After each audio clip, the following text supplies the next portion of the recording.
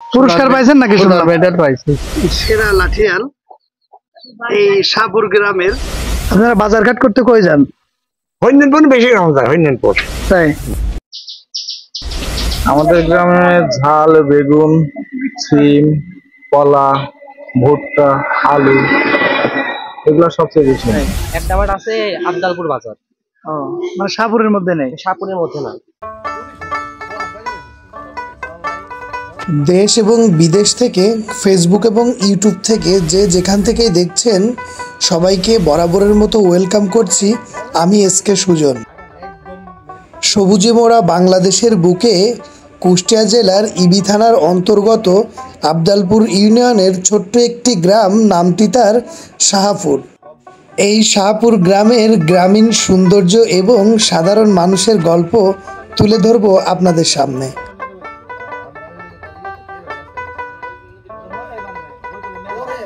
শুরুতেই ঘুরে দেখাবো শাহপুর গ্রামের একমাত্র সরকারি প্রাথমিক বিদ্যালয়টি। স্কুলটি স্থাপিত হয় 1978 সালে। না জানি কত স্মৃতি বিজড়িত এই স্কুলটি, সবার কত ঘটনা রয়েছে। সুপ্রিয় দর্শক শ্রোতা মণ্ডলী, এখন আমি দাঁড়িয়ে আছি শাহপুর গ্রামের 101 নং শাহপুর সরকারি প্রাথমিক বিদ্যালয়ের সামনে, যেটি স্থাপিত 1978 সালে। আজকে আমরা দেখাতে চলেছি শাহপুর গ্রামের গ্রামীণ সৌন্দর্য, ইতিহাস ও ঐতিহ্য। আমাদের সঙ্গেই থাকুন। গ্রাম বাংলার সৌন্দর্য দেখতে সবুজ ভূমির পেজটি ফলো দিয়ে সাথেই থাকবেন। বলতেছি, আপনাদের শাহপুর গ্রামে কৃষি সেক্টরে সব থেকে কোন চাষাবাদটা বেশি হয়? আমাদের গ্রামে ঝাল, বেগুন, সিম, কলা, ভুট্টা, আলু এগুলো সবচেয়ে বেশি। আপনারা বাজারঘাট করার জন্য কোথায় যান? আমরা বাজার করার জন্য হরিনানপুর বাজারে যাই। আপনাদের নিজস্ব গ্রামে কোনো বাজার নেই না? আমাদের গ্রামে বাজার লাগে না, কিন্তু আমাদের গ্রামে এখান থেকে অনেক কিছু পাওয়া যায়। ও আচ্ছা। আর আপনাদের গ্রামের গ্রামীণ সৌন্দর্য বা ঐতিহ্যের মধ্যে কি কি আছে যদি বলতেন? একটা স্কুল আছে, প্রাইমারি, সরকারি প্রাইমারি স্কুল। একটা পুরাতন বট গাছ আছে। আমাদের একটা মসজিদ আছে অনেক সুন্দর। এখন পুকুরের মাঝে বড় নৌকাটি যেন গ্রামের অন্যতম সৌন্দর্য। শাহপুর গ্রাম সম্পর্কে যারা জানে তারা জানে এখানকার মাটির গন্ধ, এই গ্রামের মানুষের ভালোবাসা যে কোনো বড় কীর্তির চেয়ে অনেক বেশি মূল্যবান। আসসালামু আলাইকুম কাকা, ভালো আছেন? কই গেছিলেন? গেছিল মাঠে ঘাস কাটতে। তাই? গরু কয়টা আছে কাকা? গায়ে ভালো দুটো আছে। এই বয়সে এখনো ঘাস কাটতে পারেন? আর কি কিছু করার নেই। বয়স কত চলছে কাকা আনুমানিক? 70-75 হতে। তাই? আপনাদের গ্রামে কৃষি সেক্টরে চাষ হয় কোনটা বেশি হয় কাকা? কি বা বলবো, এই সময় মরিচ চাষটা বেশি হয়। তাই? মরিচ চাষে বেশি, তো মাঠে মরিচ হইল না, সব মাছ হয়ে গেল। তাই কাকা, হলো আপনারা বাজারঘাট করতে কই যান? হইনপুর বেশি গ্রাম যায়, হইনপুর। তাই? ভালোই আছেন কাকা? ভালো দেখে যায়। শাহপুর গ্রামের নাম হওয়ার কারণ? কাকা, শাহপুর গ্রামের নামটা শাহপুর কেন হলো জানেন? এটা মুরব্বীরা ধরে, এটা হয়তো বলতে হবে না, শুনি শাহপুরে কথা বলতে। থ্যাংক ইউ কাকা। গ্রামে নেই কোনো বিশাল দালান, নেই শহরের মতো কোলাহল, কিন্তু এখানকার মানুষ হয়তো তেমন কিছুই চায় না। তারা তাদের গ্রামকে নিয়ে গর্ব করে বলে, কারণ এই গ্রামই তাদের শেকড়, তাদের আপন পৃথিবী।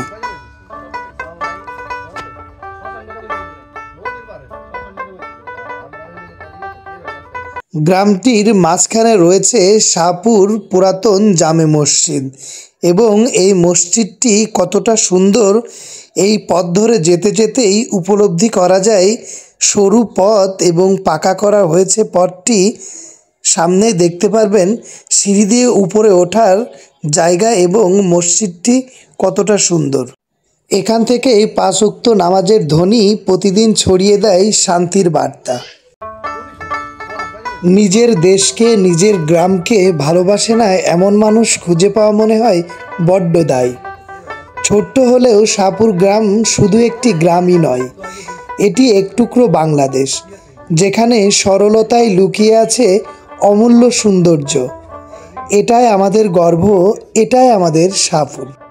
বরাবরের মতো আপনাদেরকে রিকোয়েস্ট করে বলছি, সবুজ ভূমির পেজটি অবশ্যই ফলো দিয়ে সবুজ ভূমির সঙ্গে থাকবেন এবং আপনারা চাইলে সবুজ ভূমির ইউটিউব চ্যানেলটিও সাবস্ক্রাইব করে আসতে পারেন। কাকা ভালো আছেন? হ্যাঁ, আল্লাহর রাস্তা আছে ভালো হবে। কাকা আপনাদের গ্রামে ঈদগাহটা কোন দিকে? ঈদগাহ পশ্চিমে একটা আছে, পিছনে একটা আছে, আর ওই চরের মাঠে একটা আছে। পাড়া তিনটা, ওই তিরিশটার পাড়ায় সে একটা পাড়াই হয়ে গেছে। আর ওই সেনার দাঁড়িয়ে ওই পানির খালে ওখানে একটা পাড়া হয়ে গেছে আর কি। আর এই গ্রামে 3টি পাড়া হয়ে গেছে, গড়ে 4-5টা পাড়া হয়ে গেছে।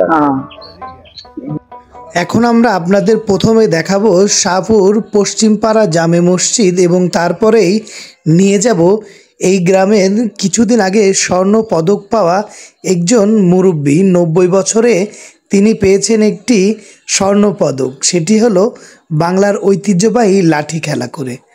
এখন দেখতে পাচ্ছেন শাহপুর পশ্চিমপাড়া জামে মসজিদ। এবার আমরা চলে যাব সেই চাচার সঙ্গে দেখা করব, কথা বলবো। ভালো আছেন? বলছি আপনাদের শাহপুর গ্রামের ঈদগাহটা কোন দিকে? ঈদগাহ সামনে। চাচার মুখ দিয়ে কথা না বের হলেও চাচা কিন্তু এখনো রানিং লাঠি খেলা করে। এটি গ্রামের ঐতিহ্যবাহী একটি খেলা। এই পাড়াটার নাম কি কাকা? মন্ডলপাড়া। মন্ডলপাড়া। কাকা আপনি খেলাধুলা করেন নাই? হ্যাঁ, করেছে। কি খেলা করছেন? লাঠি রড়ি খেলা। পুরস্কার পাইছেন নাকি? মেডেল পাইছে। চাচার সোনার মেডেলটি দেখার খুব আগ্রহ জাগলো, তাই এখন আমরা চলে যাব চাচার বাড়িতে। সোনার মেডেল?